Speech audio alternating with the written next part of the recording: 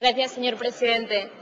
Quiero iniciar esta intervención manifestando el respeto que las iniciativas legislativas populares tienen para el grupo parlamentario que represento, Izquierda Unida Iniciativa per Catalunya, siempre defensor de los mecanismos de participación ciudadana e incluso somos aquellos que propusimos que pudieran los representantes de la iniciativa defenderla en esta tribuna. Pero ello no puede significar compartir siempre todo aquello que se presente. Es más, esta iniciativa se aparta de la esencia de las iniciativas legislativas populares, que tradicionalmente se presentan para conquistar derechos, no para quitarlos, y mucho menos en nombre de la libertad, que es un término que utilizan una y otra vez en su iniciativa. Precisamente, en este caso, como ya saben sus proponentes, no solo desde Izquierda Unida rechazamos profundamente el contenido de su propuesta, porque, señorías, hay que recordar que esto no es el derecho canónico, sino que la consideramos retrógrada, profundamente discriminatoria, como todas aquellas frases que vitoreaban ustedes en la manifestación de junio de 2005. Y con un trasfondo indigno, como digo, del uso una y otra vez del término libertad. Y al portavoz del Grupo Popular le diré que la ley del matrimonio, no fue la ley de Zapatero, es la ley de la igualdad, es una conquista social que tiene detrás a mucha gente que ha sufrido mucho por llegar hasta donde hemos llegado hoy y todo el camino que nos queda por recorrer y seguirán luchando. En primer lugar, en la iniciativa se pretende una categorización de la naturaleza de las relaciones, es decir, cuando son entre personas de distinto sexo, la naturaleza matrimonial, del mismo sexo, la naturaleza distinta del matrimonio, algo raro, no se sabe, experimentos lo llaman en los correos electrónicos que han enviado.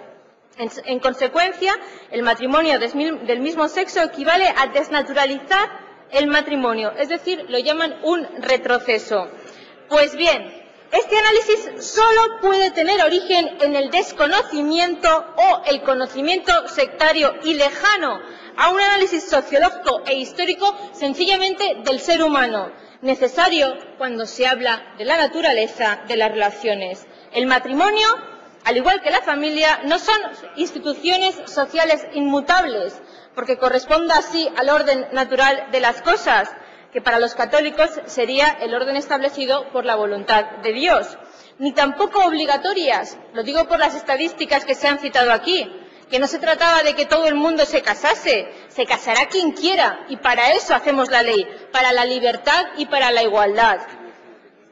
Volviendo al análisis de la iniciativa, como los antropólogos, sociólogos e historiadores han puesto de relieve, no existe ninguna institución social que se base exclusivamente en la naturaleza. Todas son efecto de la actividad social e interrelación humana. Atendiendo a nuestras sociedades y culturas occidentales, los conceptos de filiación y alianza matrimonial se han ido disociando y han emergido nuevas formas de familia, familias mixtas, adoptivas, de acogida, familias que recurren a la procreación asistida, familias homoparentales, esto es, la familia nuclear formada por un hombre y una mujer y sus hijos biológicos no constituye más que una parte de la historia de la cultura occidental. Además de ello, las reglas de filiación y los modos de familia son organizaciones que no se basan en lo que ustedes llaman natural ni en lo inmutable, porque ningún orden simbólico o social es inmutable. Ni cabe presuponer que el matrimonio, así como la filiación que exista en su seno, remitan a la diferencia sexual como ustedes pretenden en su iniciativa. Para las personas de orientación homosexual, como para todas las personas, sea cual sea su orientación sexual, el derecho al matrimonio es un derecho fundamental, tanto en lo material, por las ventajas y privilegios que conlleva, como en lo simbólico, por lo que afecta a su conciencia de plena igualdad y dignidad, como seres humanos y ciudadanos que pagan sus impuestos. Señorías, de ningún modo se le puede negar a nadie el reconocimiento social de su unión con la persona que ha elegido, ni el derecho a los sentimientos más nobles que experimenta el ser humano, esto es, la aventura del amor.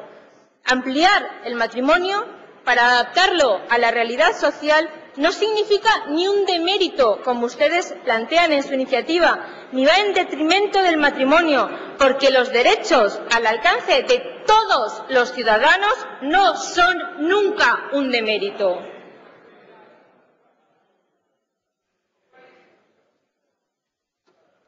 Y si ustedes acuden a la denominación, les diré que si tuviéramos que atender al significado etimológico nos quedaríamos prácticamente sin lenguaje.